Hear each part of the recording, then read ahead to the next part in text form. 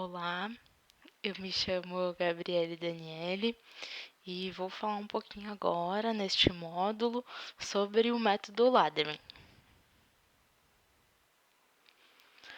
Bom, esse método, então, busca estudar o comportamento humano através da valorização de valores dos indivíduos no contexto de cadeias meios-fim. Nós vamos abordar, então, um pouco sobre pontos importantes que devem ser observados no desenvolvimento, na aplicação do método.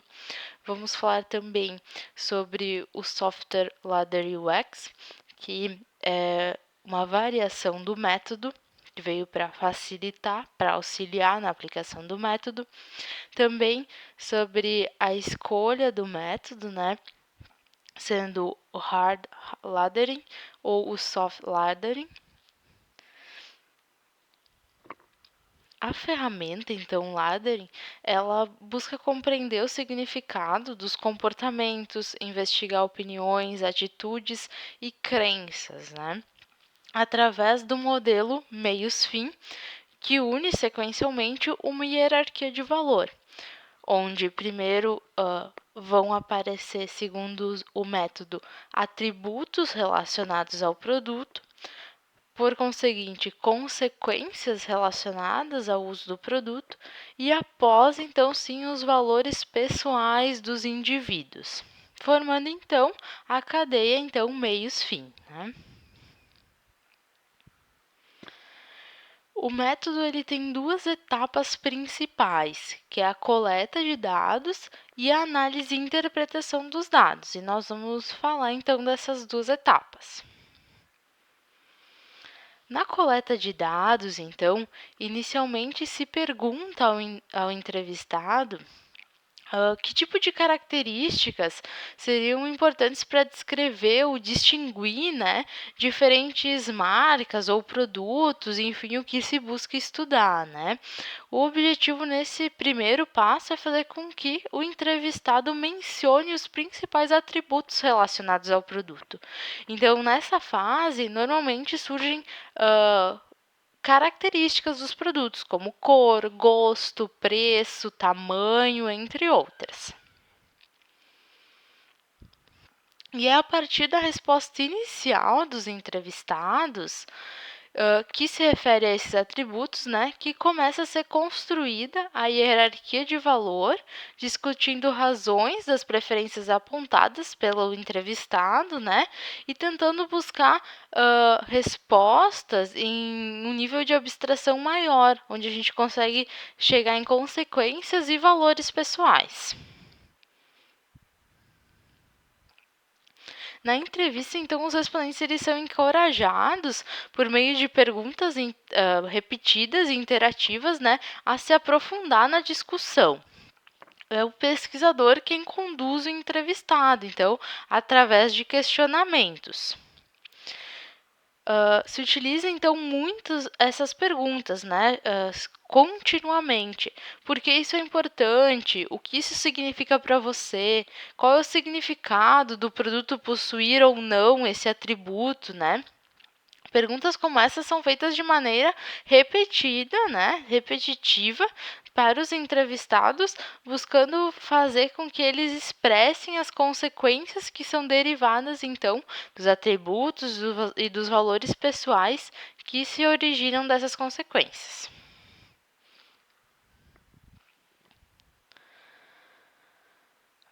É importante, então, informar o entrevistado das peculiaridades dessa técnica, né? Deixando claro qual vai ser o procedimento adotado para essa metodologia. Porque as perguntas feitas de forma muito repetitiva podem causar um estranhamento, um desconforto, ou até mesmo parecer muito óbvias para o respondente, né?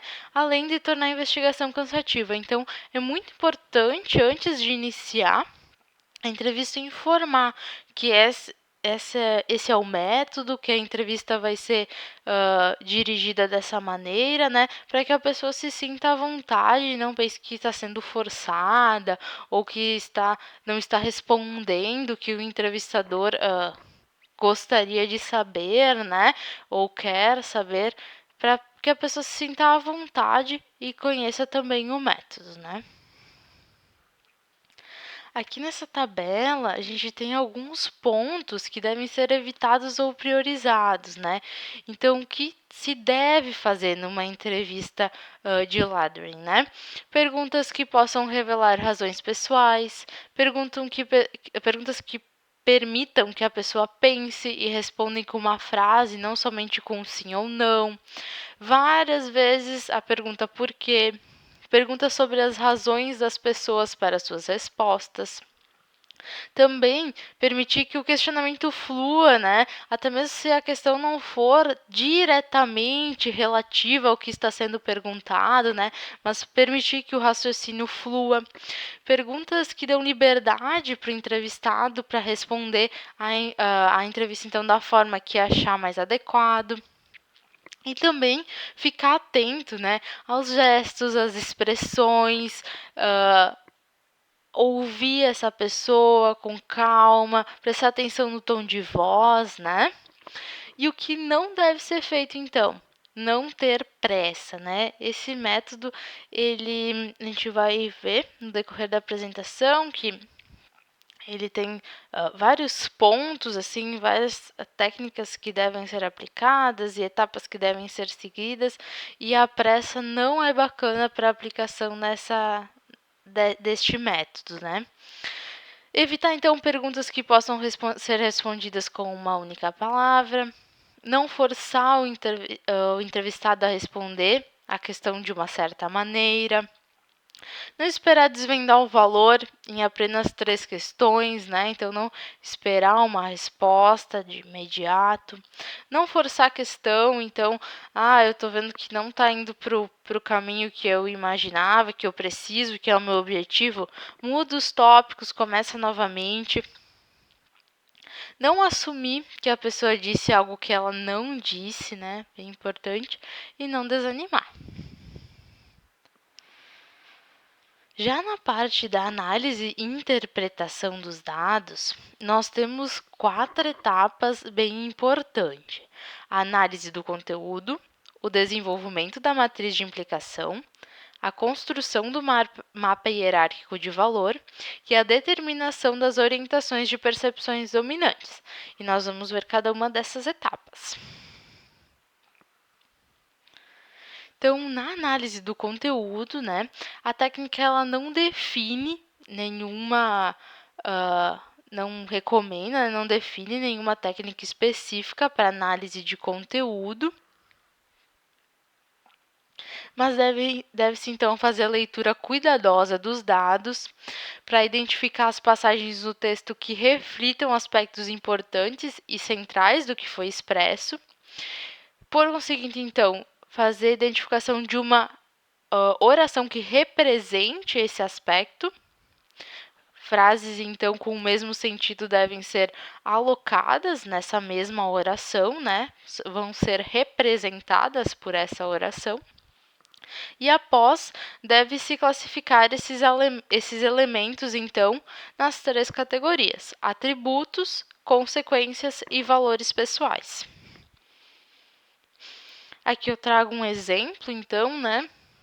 Exemplos de respostas recebidas: consumir com outros produtos, consumir conforme a preferência, versátil para uso e consumo, uso diversificado, usos em diferentes momentos, mais opções de uso. Então, essas foram todas as respostas ditas pelos entrevistados, né? E se classificou isso, então, como, dentro do contexto, obviamente, né? Como versatilidade do uso. Então, essa vai ser a oração que vai representar essas respostas, né? O resultado dessa etapa, então, é um conjunto de elementos, orações ou palavras-chave relacionadas a uma sequência, né? Que expressam o raciocínio dos indivíduos, associando, então, os atributos, consequências e valores pessoais, né? Por conseguinte, então, se faz a codificação desses elementos, dessas orações, dessas palavras-chave, né? A partir da atribuição de números em uma ordem crescente, né, que se refere, então, aos atributos, consequências e valores pessoais. Então, o número 1 provavelmente vai se referir a um atributo, porque eu começo do atributo. Depois que eu numerei todos os atributos, eu vou para as consequências, numero todas as consequências. Depois eu vou para os valores pessoais, numero todos os valores pessoais, né? O resultado final, então, é um quadro resumo com os principais elementos oriundos das entrevistas, classificados e codificados, né? Aqui, então, nós temos um exemplo de quadro resumo, né? Então, como nós podemos ver, na primeira coluna nós temos o código, na segunda coluna nós temos o atributo. Então, o atributo cada atributo recebeu um código, né? Já na terceira e na quarta coluna, nós temos as consequências. Então, cada consequência recebeu um código. E, consecutivamente, então, cada valor pessoal recebeu um código. Nós temos esse quadro resumo, que é bem importante. A partir desse quadro resumo, nós vamos partir, então, para a matriz de implicação, que é a segunda etapa, né? Todos os elementos, então, selecionados na primeira fase são alocados por meio de seus códigos nas linhas e nas colunas de uma tabela numérica, formando uma matriz. Tá? Nessa fase, são analisadas as relações entre os elementos, por meio da verificação de quantas vezes dado elemento leva a outro. Eu vou explicar mais sobre isso. Para a contagem, então, das relações existentes entre os elementos, é necessário analisar os ladderes das entrevistas, então, de cada um dos respondentes novamente. São considerados os tipos de relação entre os elementos, ou seja, as diretas e as indiretas. Diretas, quando eu citei esse atributo seguido pelo próximo atributo, ou consequência ou valor pessoal. Indireta, quando eu citei um atributo, eu tenho outros elementos e depois eu tenho um outro, atributo, consequência ou valor pessoal. Nessa matriz, a gente representa os elementos de forma fracional, em que as relações diretas, x, né, aparecem à esquerda do ponto, e as indiretas, y, aparecem, então, à direita do ponto final. Eu acho que aqui tudo vai ficar mais claro, tá? Vou tentar fazer com que isso aconteça, pelo menos. Então, aqui nós temos um exemplo de matriz de implicação, tá? Vocês podem ver aqui os códigos, né, dos atributos, das consequências e dos valores pessoais, de acordo com o que a gente atribuiu lá naquele quadro resumo, tá? Antes do ponto, então, à esquerda do ponto, estão representadas as relações diretas. E após o ponto, então, à direita do ponto, as relações indiretas. Aqui, então, analisando de forma mais detalhada essa matriz de implicação, né, nós podemos observar que o primeiro quadradinho aqui marcado em vermelho, né, na matriz de implicação, que o elemento 1, o código 1 ali, né, está diretamente relacionado com o elemento 8, né, o código 8. Por que diretamente? Porque o 1 ali está antes do ponto, né? E por que 1? Porque somente uma pessoa fez essa relação. Então, uma pessoa relacionou carbonação, diretamente à qualidade. Então, um entrevistado relacionou carbonação diretamente à qualidade. Não tinha nenhum outro elemento ali no meio. A pessoa falou carbonação e falou qualidade, diretamente. Já ali no segundo quadrado, retângulo, né, em vermelho, nós temos o elemento 2, o código 2, né, que é seco, indiretamente relacionado ao código 12, que é mata a sede. Então, 4 pessoas relacionaram de forma indireta o elemento 2 e o elemento 12. Então, 4 pessoas falaram seco, falaram outras coisas, né, entre meio, e após falaram, então, mata a sede. É isso que está representado. Porque de forma indireta, porque está após o ponto ou à direita do ponto, né? E daí, por que 4 nesse retângulo? Porque 4 pessoas fizeram essa relação de forma indireta.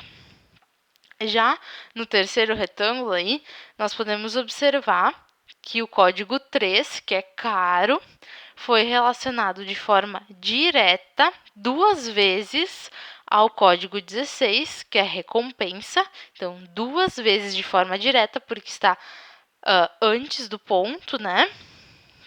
E foi relacionado 4 vezes o código 3 ao código 16 de forma indireta, porque está após o ponto, né?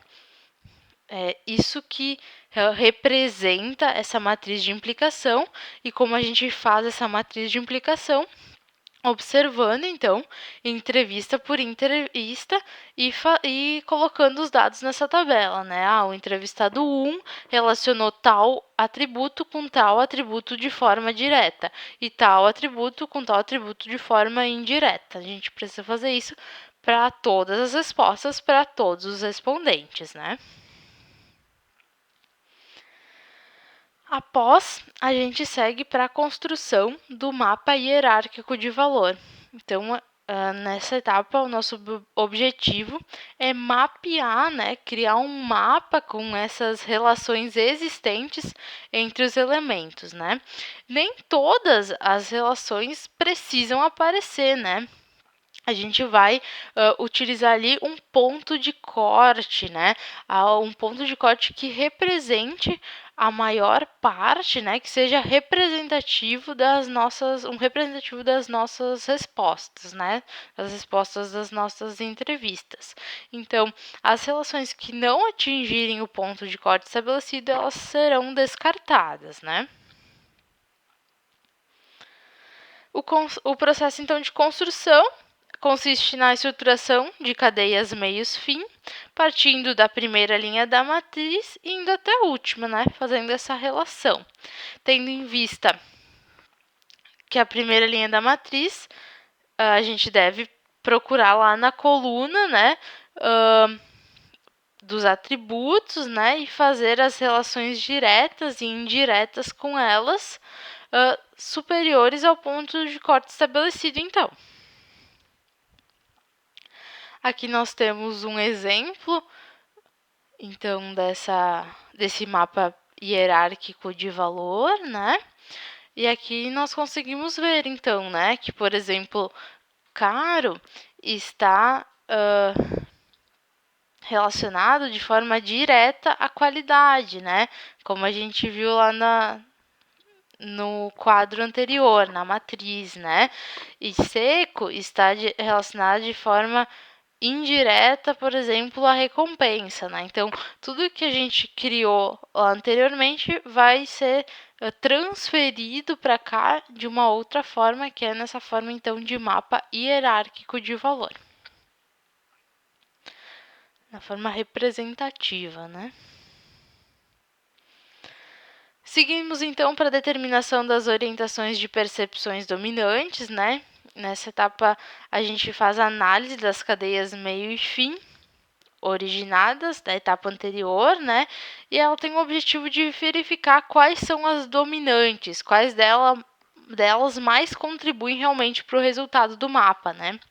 Então, as cadeias são analisadas desde a base dos atributos até o topo, os valores pessoais, contando-se o número total de todas as relações diretas e indiretas entre os elementos, né? As cadeias com maior quantidade de elementos somarão potencialmente maior soma de relações, se comparadas às cadeias com menor quantidade de elementos, né? O que não significa necessariamente que elas são mais importantes, né? Deve-se comparar o número total das relações apresentado por cada cadeia, verificando que aquelas que mais se sobressaem e, consequentemente, determina a orientação das percepções dominantes. Então, eu vou verificar quais são as que mais foram citadas, né? As que mais representam aí realmente os meus resultados. Esse é o objetivo. Quanto às variações do método, então, a gente já pode observar que o laddering, então, envolve um processo trabalhoso que demanda dedicação, tempo e habilidade do pesquisador, né?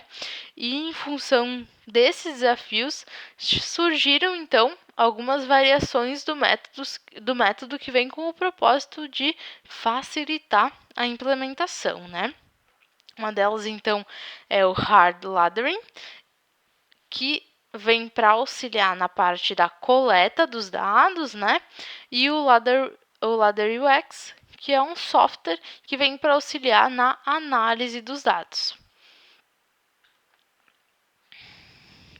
O laddering tradicional ou soft laddering, que é o que nós estamos falando até o momento, né? Nesse método, o respondente ele é livre, né, para responder a pergunta básica, que é por que isso é importante. Se insiste, né, nessa questão do porquê das respostas que são faladas, né. Já no hard laddering, a gente precisa estruturar na coleta de dados, né, perguntas para o pesquisado responder, o que vai demandar menos habilidade do pesquisador durante a entrevista. É uma técnica, então, de coleta de dados, que o respondente é forçado a produzir ladders, um a um, e atribuir respostas, de forma que as sequências delas reflitam um aumento dos níveis de abstração, né? Normalmente são utilizados questionários auto-administrados, então versão de papel e lápis, né? Ou computadorizados, então com mecanismos de coleta de dados eletrônicos. Aqui é um exemplo, então, de estruturação, né? São estruturadas perguntas onde a pessoa vai ter que obrigatoriamente atribuir uma resposta a cada uma dessas perguntas, buscando aprofundar, buscando um nível de abstração maior para que a gente consiga passar, então, pelos atributos, pelas consequências e chegar lá no nosso objetivo, que são os valores pessoais, né? Então, essa parte sobre a coleta dos dados, né? E agora um pouquinho sobre o software, o Ladder UX, que é para a parte da análise dos dados, né? O Ladder UX, então, é um software comercial que constitui uma variação do método tradicional e auxilia na análise dos dados. Essa imagem, então, é a página inicial do site. Nós podemos encontrar na internet, né? Super simples de acessar. Será necessário para utilizar fazer o login.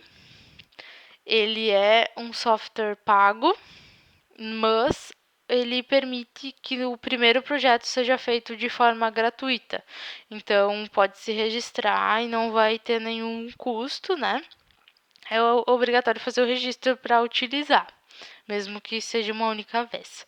Então, faz o registro neste botão de registro. Depois é necessário preencher o e-mail e a senha e fazer o login, né? Entrar, acessar. O primeiro projeto, então, como eu falei, ele é gratuito, não precisa pagar nada, né? Mas nós vamos precisar dos dados para incluir nesse software. Então, aquela parte inicial lá de codificação de análise, né, dos dados e codificação, de fazer um quadro resumo ainda se faz necessária aqui, tá? Então, nós vamos precisar de fazer o resumo dos códigos de conteúdo, ter as palavras-chave, as orações lá que representam cada uma das respostas codificadas para colocar aqui dentro do software. Quando eu tiver aquele quadro resumo, então, eu venho aqui em adicionar um novo projeto. Aqui, nesse canto demarcado com esse retângulo vermelho, né? É nesse local aqui que nós vamos colocar o nosso quadro resumo, né? Então, nós vamos colocar ali os elementos codificados de acordo com os níveis. Exatamente como lá no quadro resumo, eu só vou transcrever para cá. Após isso, eu vou precisar colocar as respostas dos meus participantes. Então, eu vou nesse comando ali, adicionar participante, né? E depois eu vou colocando as respostas para cada um dos meus participantes. Então, é só clicar nessa caixinha de seleção e selecionar o primeiro atributo, né, o primeiro elemento, enfim, o segundo elemento, o terceiro elemento, as consequências e os valores pessoais de cada um dos respondentes, né? Preciso colocar todos aqui.